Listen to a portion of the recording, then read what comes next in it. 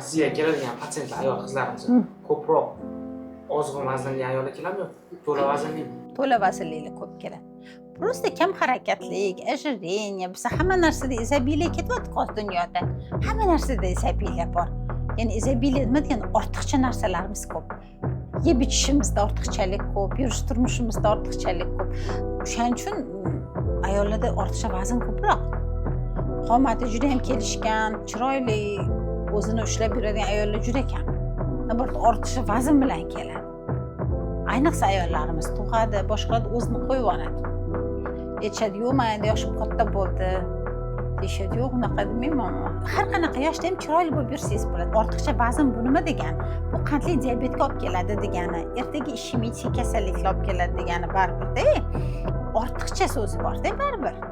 Mana rahmatli adam aytadilar, qizim, hech qachon ortiqcha vaznda bo'lmagin. Bu ikkita qo'lingga 5 kilodan 10 kilo yuk berib qo'ysa, kunni bilan ko'tarib yura olaysanmi?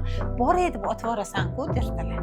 Xuddi shunaqa ortiqcha vaznni boray deb otib yuborishga harakat qilish kerak. Defitsit qilib berishingiz kerak. Ortiqcha vazningiz bormi? Yo'q, men suyagim og'ir, yo'q, men ko'p yemayman, semiraveraman, yo'q, havodan bo'ladi, yo'q, unaqa bo'lmaydi. Inson quyoshli batareya emas, u havodan energiya olmaydi. Ovqatdan oladi. Ortiqcha yeydi, shuning uchun semiradi. Yoki o'shanga mos kasalliklari bor.